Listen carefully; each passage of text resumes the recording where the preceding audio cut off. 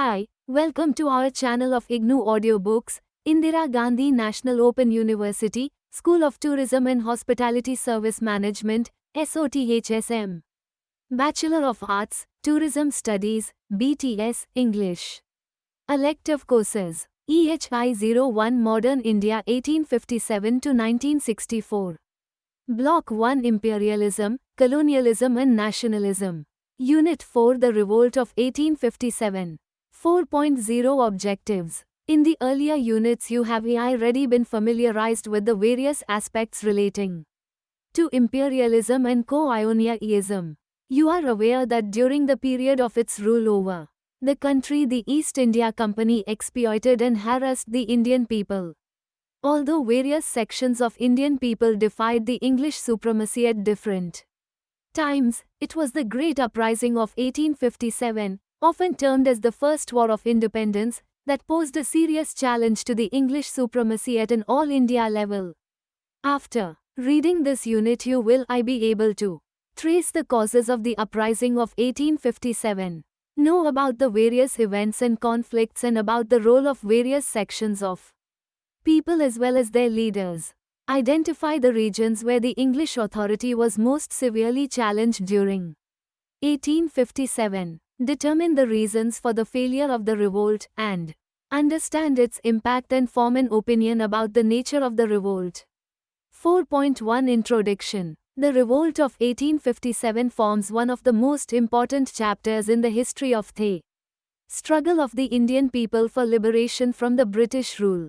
It shook the foundations of the British Empire in India, and at some points it seemed as though the British rule would end for all time to come. What started merely as a sepoy mutiny soon engulfed the peasantry and other civilian population over wide areas in northern India. The upsurge was so widespread that some of the contemporary observers called it a national revolt. The hatred of the people for the Ferengis was so intense and bitter tilde at London that one observer, W. H. Russell, was forced to write, "In no instance is a friendly glance directed to the white man's carriage.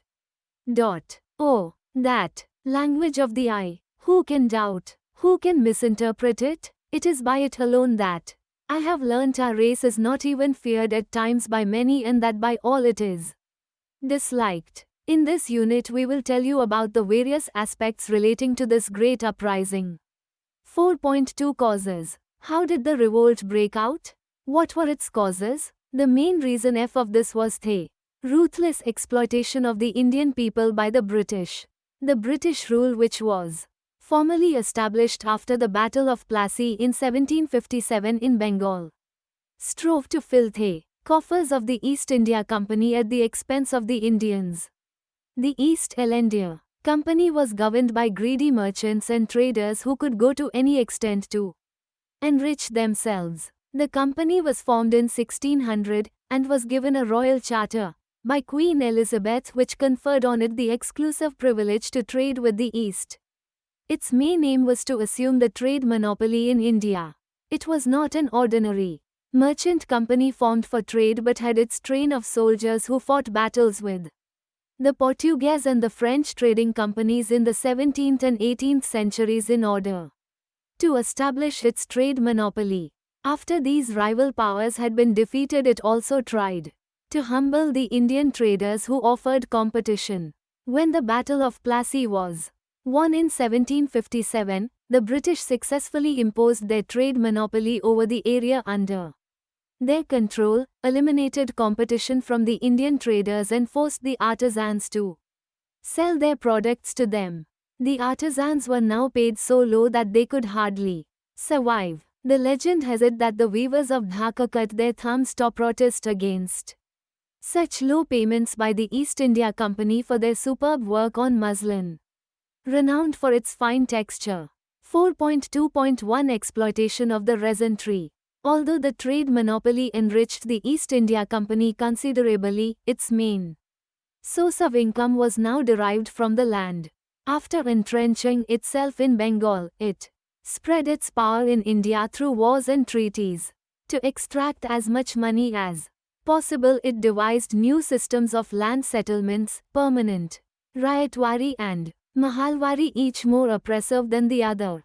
The permanent settlement, which was effective in Bengal Presidency and in large parts of North India, did not recognize the hereditary rights of the peasants on land, which they had earlier enjoyed. The loyal zamindars and revenue collectors were now given the proprietary rights on land. The cultivators were reduced to the status of simple tenants.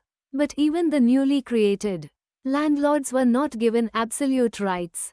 Their situation was also deliberately left very precarious. They had to pay to the company 10/1 LTH of the entire rent derived from the cultivators, and if they failed to do so, their property was sold to others. The other land settlements were no better. In all of these, the peasants had to pay beyond their means, and any adverse natural shifts like droughts or flood compelled them to go for loans to the money lenders who charged exorbitant interest. This made the peasants so heavily indebted that they were ultimately forced to sell their land to these money lenders. It is because of this that the money lenders were so hated in rural society. The peasantry was also oppressed by petty officials in administration who extracted money on the slightest pretexts.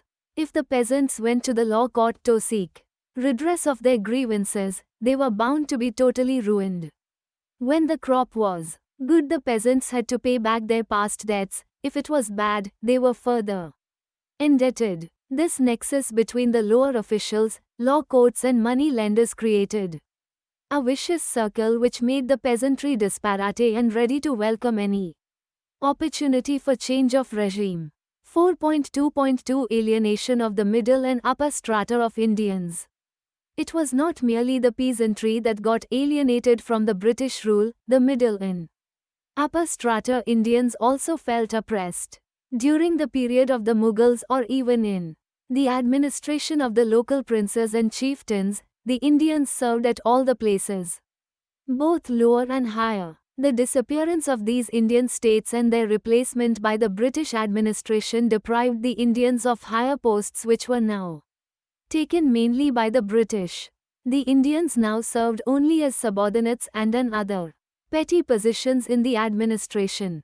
Even the most brilliant of Indians were subordinated to the second or third-rate Britishers who, as a matter of right, grabbed all the higher paid positions. Furthermore, the cultural personnel like poets, dramatists, writers, musicians etc., who were earlier employed by the native states, were now thrown out. The religious men like Pandits and Maulvis also lost all their former power and prestige.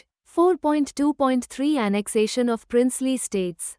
The East India Company did not spare even its former allies. The native state of Awadh was annexed by Dalhousie in 1856 on the pretext that Nawab Wazid Ali Shah was mismanaging the state. Even before this, he had annexed Satara in 1848 and Nagpur in Jhansi in 1854 on the pretext that the rulers of these states had no natural heir to succeed them after their death. These annexations embittered the rulers of these states, making Rani of Jhansi and Begums of Awadh staunch enemies of the British. Further, the British refusal to pay pension to Nana Sahib, the adopted son of Peshwa Baji Rao, worsened the situation. The annexation of Awadh was also resented by the sepoys, as most of whom came from there. This action hurt their patriotic loyalty and sense of dignity. Moreover, since their relatives had now to pay more taxes on land, it adversely affected the purses of the sepoys themselves. 4.2.4 The Alien Rule. Another important reason of the unpopularity of the British was the alien nature of their rule. They never mixed with the Indian people and treated even the upper class Indians with contempt. They had not come to settle in India but only to take money home, so the Indians could never develop any affinity towards them. 4.2.5 Impact on the sepoys. The revolt of 1857 originated with the mutiny of the sepoys. These sepoys were drawn mainly from the peasant population of North and Northwest India. As we have seen, the rapacious policies followed by the East India Company were impoverishing and ruining the peasantry. This must have affected the sepoys also. In fact, most of them had joined the military service in order to supplement their fast declining agricultural income. But as the years passed, they realized that their capacity for doing so declined. They were paid a monthly salary of 7 to 9 rupees, out of which they had to pay for their food, uniform and transport of their private baggage. The cost of maintaining an Indian sepoy was only one-third of his British counterpart in India. Moreover, the Indian sepoy was treated roughly by the British officers. They were frequently abused and humiliated. The Indian sepoy, despite his valor and great fighting capacity, could never rise above the rank of a subedar, while a fresh recruit from England was often appointed his superior overnight. 4.2.6 Threat to religion. Apart from degrading service conditions, another factor inflamed the feelings of the sepoys. An impression was created among them that their religion was being attacked by the British. This belief was also shared by the general civilian population. The proselytizing zeal of the missionaries and some of the British officials instilled fear in the minds of the people that their religion was in danger. At several places, conversions to Christianity were reported to be made. The government maintained the chaplains at its own cost and in some cases also provided police protection to the missionaries. Even the army maintained chaplains at state cost, and Christian propaganda was carried among the sepoys. Furthermore, the sepoys were forbidden to wear their caste marks, and in 1856 an act was passed under which every new recruit had to give an undertaking to serve overseas, if required. The conservative beliefs of the sepoys were thus shaken, and they sometimes reacted strongly.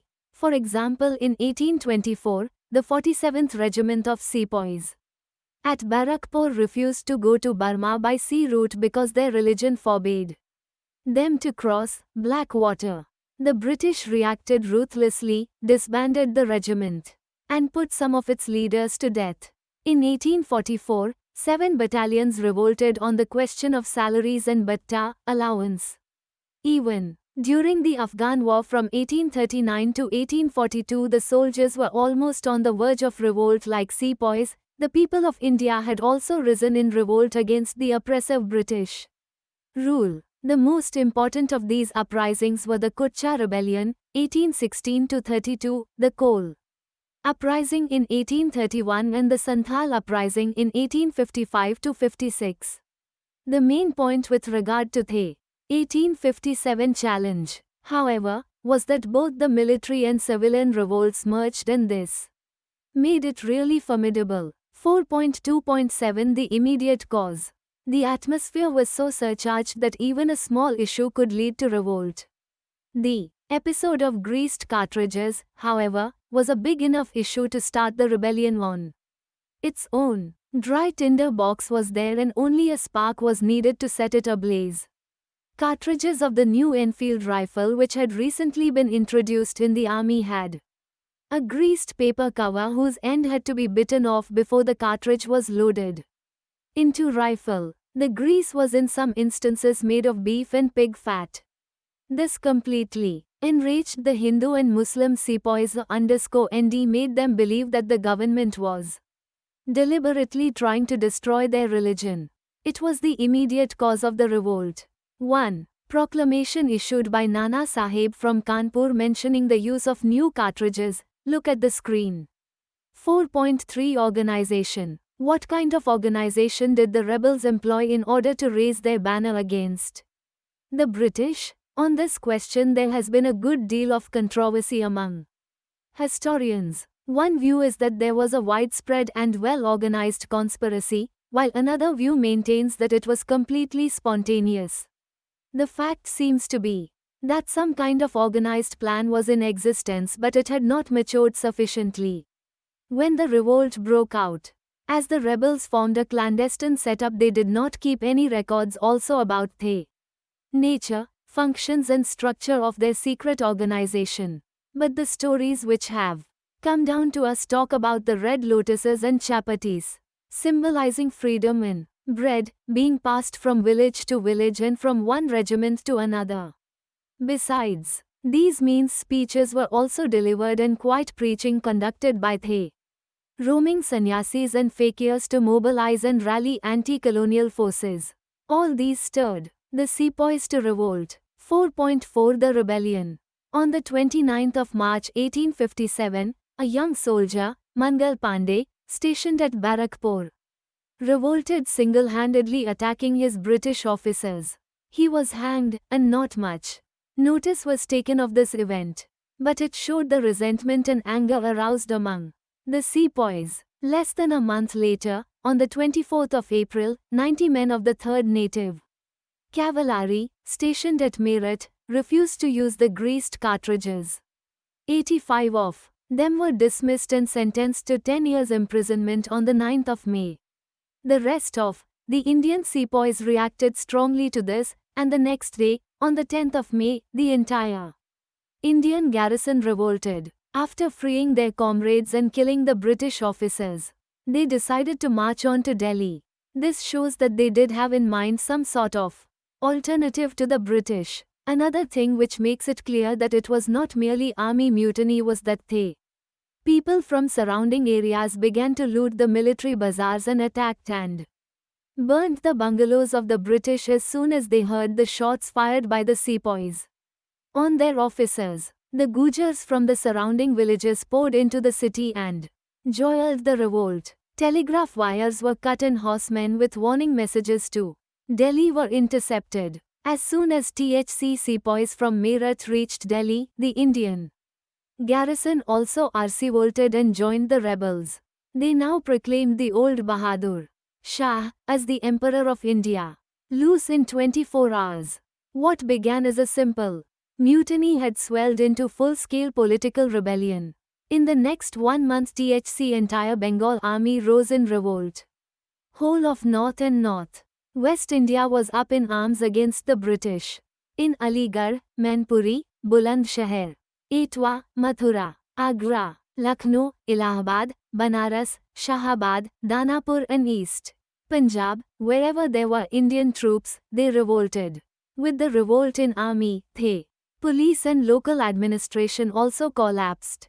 These revolts were also immediately followed by a rebellion in the city and countryside.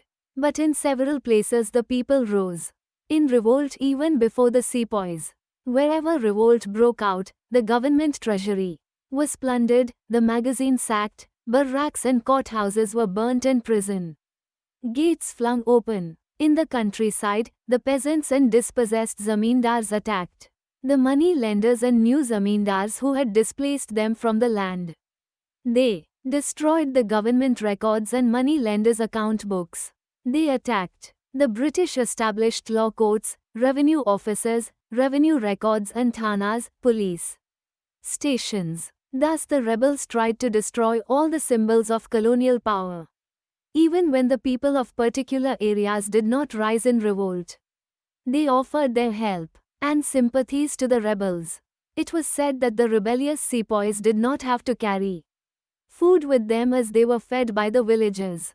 On the other hand, their hostility to the British forces was pronounced. They refused to give them any help or information.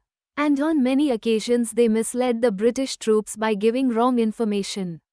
In central India also, where the rulers remained loyal to the British, the army revolted and joined the rebels. Thousands of Indore's troops joined in Indore the rebellious sepoys. Similarly, over 20,000 of Gwalior's troops went over to Tantia Tope and Rani, of Jhansi.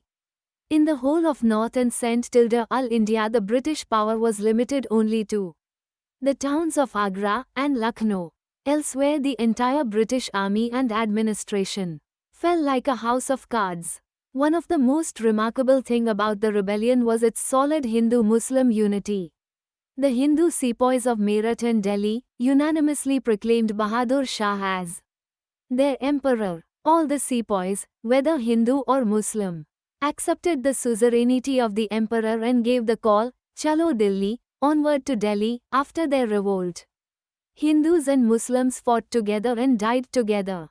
Wherever the sepoys reached, cow slaughter was banned as a mark of respect to the sentiments of the Hindus.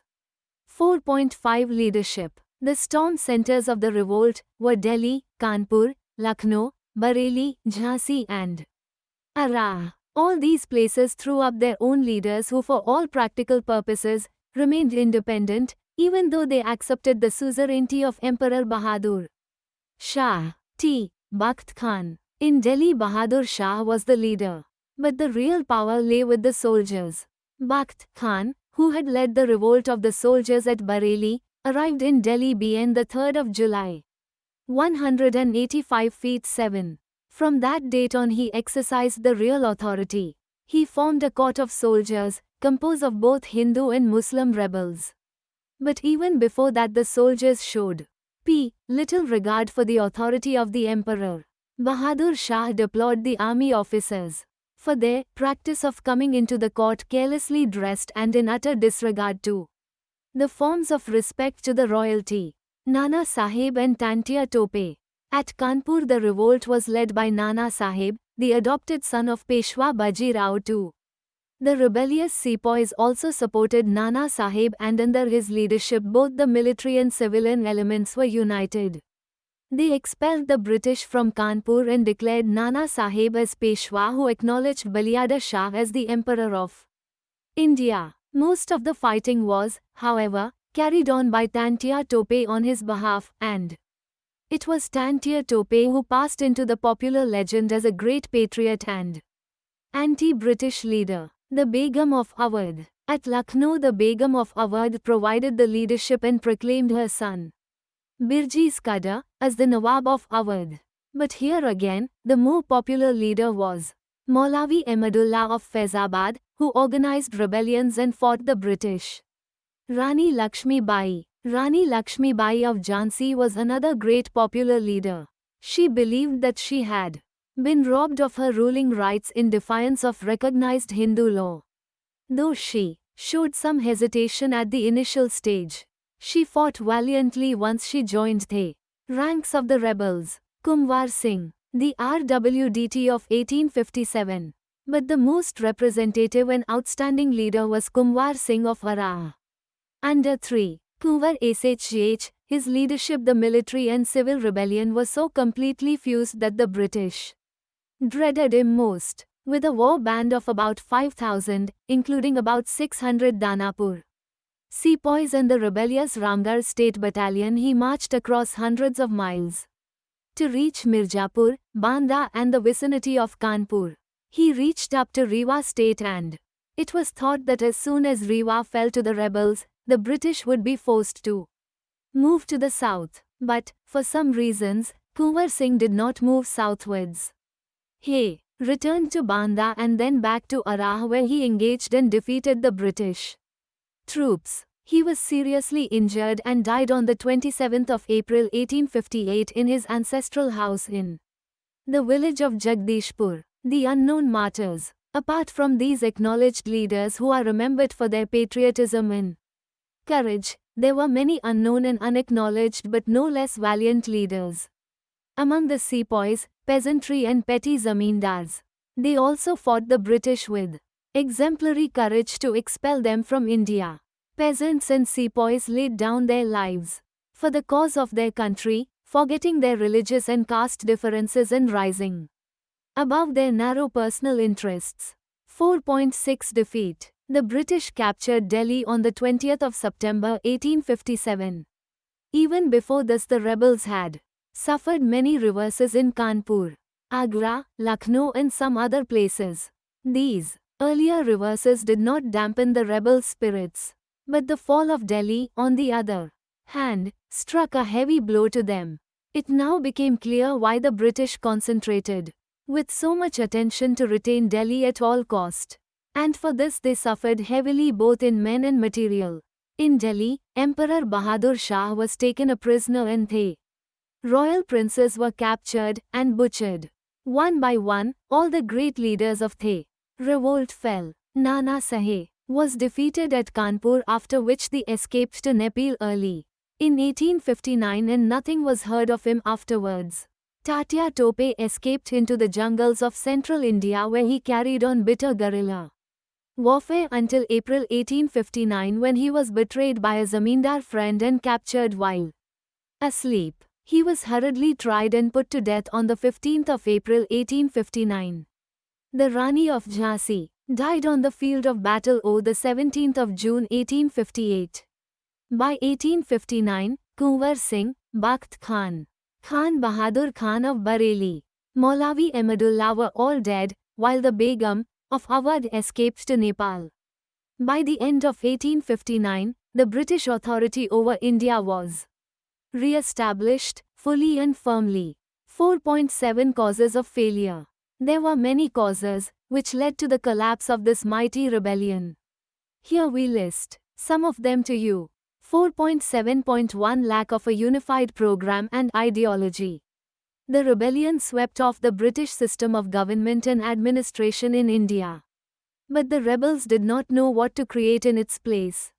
They had no forward-looking plan in mind. This made them rely on the outmoded feudal system with Bahadur Shah at its head. The other prominent leaders of rebellion like Nana Sahib, Begum of Awadh, Rani of Jhansi, etc., were also representatives of the old feudal world. This system had lost its vitality and was unable to withstand the onslaught of the British. It was because of the failure of these rulers that the British had earlier been able to conquer almost the whole of India. Reliance on these elements made it difficult for the rebel forces to create a new sense of unity among the Indian people which alone could have created a viable alternative to the British rule. 4.7.2 Lack of unity among Indians. As mentioned above, no broad-based unity among the Indian people could emerge. While sepoys of the Bengal army were revolting, some soldiers in Punjab and South India fought on the side of the British to crush these rebellions. Similarly, there were no accompanying rebellions in most of eastern and southern India. The Sikhs also did not support the rebels. All these groups had their reasons to do so. The possibility of the revival of Mughal authority created a fear among the Sikhs who had faced so much oppression at the hands of the Mughals. Similarly, the Rajput chieftains in Rajasthan and Nizam in Hyderabad were so much harassed by the Marathas that they dreaded the revival of Maratha power. Besides this, there were some elements of the peasantry that had profited from the British rule. They supported the British during the revolt. The Zadindars of Bengal Presidency were the creation of the British and had all the reasons to support them. The same applied to the big merchants of Calcutta, Bombay, and Madras who did not go over to the rebels but supported the British. 4.7.3 Lack of support from the educated Indians. The modern educated Indians also did not support the revolt because, in their view, the revolt was backward-looking. This educated middle class was the product of the British system of education and they believed mistakenly that the British would lead the country towards modernization. 4.7.4 Disunity among the leaders. The main problem, however, was lack of unity in the ranks of rebels themselves. Their leaders were suspicious and jealous of each other and often indulged in petty quarrels. The Begum of Awadh, for example, quarrelled with Maulavi Ahmadullah and the Mughal princes with the sepoy generals. Azimullah, the political advisor of the Nana Sahib, asked him not to visit Delhi lest he be overshadowed by the Emperor Bahadur Shah. Thus, selfishness and narrow perspective of the leaders sapped the strength of the revolt and prevented its consolidation. 4.7.5 Military superiority of the British. Another major factor for the defeat of the rebels was the British superiority in arms. The British imperialism, at the height of its power the world over and supported by most of the Indian princes and chiefs, proved militarily too strong for the rebels. While the rebels were lacking in discipline and a central command, the British continued to have a constant supply of disciplined soldiers, war materials and money from British. Sheer courage could not win against a powerful and determined enemy who planned its strategy skillfully. Because of ill discipline the rebels lost more men and material than the British in every encounter. Many sepoys, seeing that the British had an upper hand, left for their villages. These were the main factors responsible for the failure of the revolt. 4.8 Impact. Despite the fact that the revolt of 1857 failed, it gave a severe jolt to the British administration in India. The structure and policies of the re-established British rule were, in many respects, drastically changed. 4.8.1 Transfer of power. The first major change was that the power to govern India passed from the East India Company to the British Crown through an Act of 1858. A Secretary of State for India aided by a council was to be responsible for the governance of India. Earlier this authority was wielded by the directors of Tea Company. 4.8.2 Changes in military organization. The second drastic change was effected in the army. Steps were taken to prevent any further revolt by the Indian soldiers. Firstly, the number of European soldiers was increased and fixed at 1 European to 2 Indian soldiers in Bengal Army and 2 to 5 in Bombay and Madras armies. Moreover, the European troops were kept in key geographical and military positions. The crucial branches of the army like artillery were put exclusively in European hands. Secondly, the organization of the Indian section of the ARFRTYMS now based on the policy of divide and rule. Regiments were created on the basis of caste, quota immunity and region to prevent the development of any nationalistic feeling among the soldiers. 4.8.3 Divide and rule. This policy of divide and rule was also introduced in the civilian population. Since the British thought that the revolt was a conspiracy hatched by the Muslims, the latter were severely punished and discriminations made against them in public appointments and in other areas. This policy was later reversed and a belated appeasement of Muslims began. Policy of preferential treatment of the Muslims was adopted towards the end of the 19th century. These policy created problems for Indian freedom struggle and contributed to the growth of communalism. 4.8.4 New policy towards the princes. Another important change was in the British policies towards the princely states.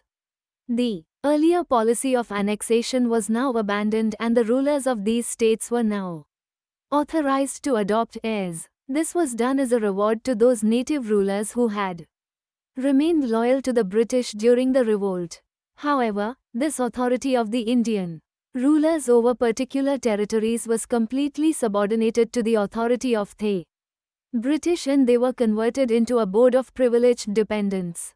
4.8.5 Search for new friends. Besides these changes, the British now turned to the most reactionary groups among the Indians, like the Zamindars, princes and landlords, for strengthening their fortune in the country. In fact, the revolt of 1857 brought to the surface the real reactionary nature of the British rule in India. It made most of the Indians realize that the British rule in India was essentially anti-people and it was bound to be oppressive and hostile to their national interest. 4.9 Assessment. Having discussed various aspects of the rebellion, let us, in the end, see how the events of 1857 have been interpreted by the contemporary officials as well as by subsequent scholars. The nature of the 1857 uprising aroused fierce controversy from the very outset. The official British explanation was that only the Bengal army had mutinied and civil disturbances were caused by the breakdown of law and order machinery. Many officials thought that it was only a mutiny. But this view was challenged by Benjamin Disraeli, the conservative leader, in July 1857. He said, "The decline and fall of empire are not affairs of greased cartridges.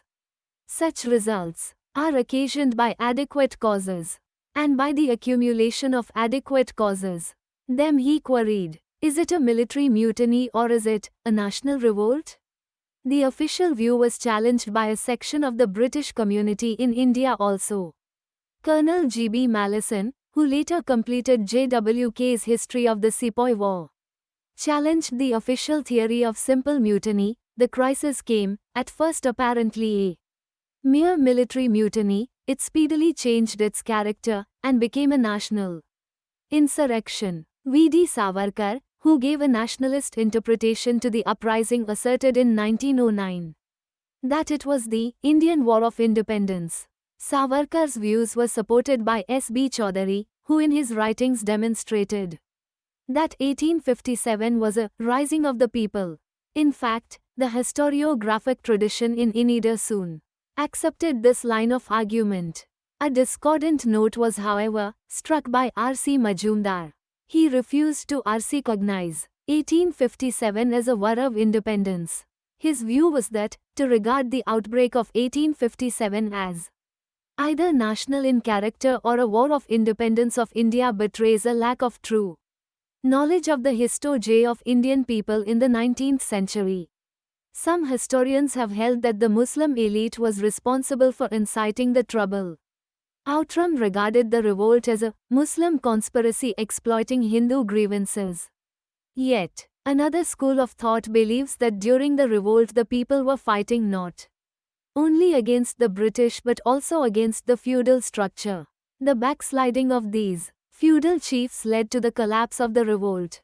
Tilmiz Khaldun wrote, "It was crushed so easily because of betrayal by the propertied classes."